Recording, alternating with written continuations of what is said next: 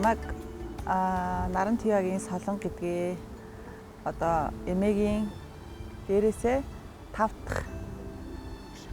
дахь хүүхдийн охин байна. Дунд охин байна солон гэд. Тэгээд миний хүүхэд наснаас байдаг дурсамж гэх юм бол өвөө намайг 3 таа хахад өнгөрчихсэн. Өвөөгөө сайн мэдэхгүй. Гэхдээ сая нэг 4 жилийн өмнө өвөөг айгуу тод зүүдэлжсэн. Тэгэхээр би одоо өвөөгөө дээрээс харж хандаж явдаг байх гэдэгт итгэдэг юм аа. Тэгээ эмээтэйгээ бага хасаа өссөн. Багын дурсамж бага хахтаа эмээтэй яг ингээд байсан дурсамжаа яг сандгүй маа. Хамгийн сайн санаж байгаа дурсамж нь төрөх эмээ бид гурав нэг гэрт байгаад төрөх бид нар загас барьж өгөөд загас идчихсэн л юу яагаад гэдгийг. Тэгээд эмээ минь дахиад ихлээ. Болох яваал ах. Дундуур ингээ хасч олон тий. Эмээ минь одоо 94 насыг зооглолоо. Одоо биний бодлоор ямар их буянтай хүн байсан юм бэ? Одоо нэмийнхээ буянг одоо ингээд зөв одоо үргэлжлүүлж явах юмсан гэж бид айгүйх боддөг юм аа.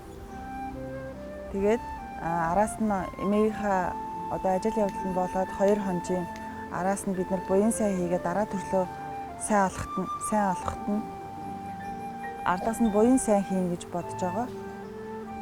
Тэгээд эмээ минь 13 хүүхдээ одоо нэгтгэж байдаг байсан юм байна гэдгийг одоо өнгөрснийхэн дараа л бодож байна.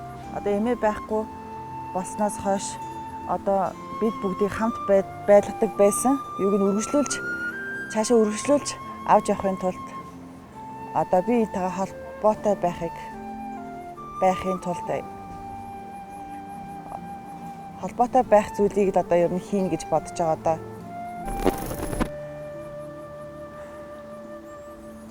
За түр паузлж байгаа. Мөн хоёр асуулт асуух гэсэн.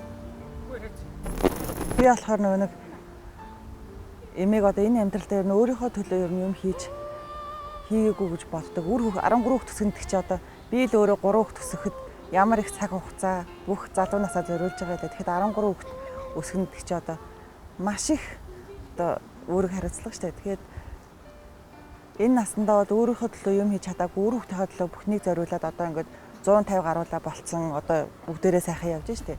Тэгэхээр би дараа төрөлдөө эмээг нөгөө нэг өөрийнхөө төлөө амьдраасаа гэж айгаа бодож байна. Өөрийгөө жаргалтай байлгах зүйлүүдээ хийж амьдраасаа гэж бодож байна.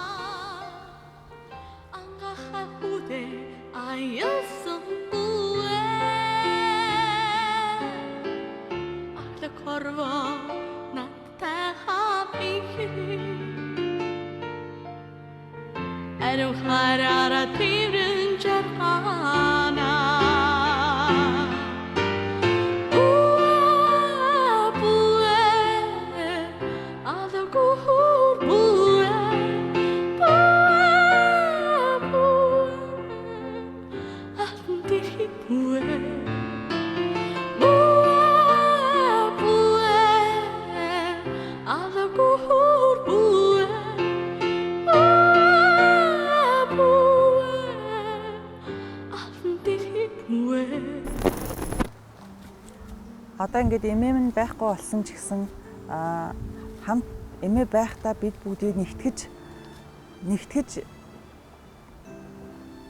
нэгтгэж байж исэн одоо үйлийг нь үргэлжлүүлээд хол зайтай байхгүй юмсан гэж айгаа бодож байгаа. Тийм болохоор хамтдаа байх боломж болцоо бүрийг бий болгохын төлөө айгүй хичээнэ гэж бодож байгаа. Тэгэхээр одоо дээшээ ах нартай, эгч нартай, доошоо үеэлүүдтэй, доошоо дүү нартай уриалахад хамтдаа байх цаг хугацаанд цаг илүү гаргаж өгөөрэй. Үр хүүхдүүдээ хоорондоо бие бинийгээ танихгүй өсөхийг хүсэхгүй байна. Тийм болохоор ядаж жилдээ нэг удаа бөөнөрөө ингээд тий уулзаад байх цаг гаргаж өгөөрэй гэж хүсье. Тэгээ бүгдэнд нь сайн сайхныг хүсье, аз жаргалыг хүсье.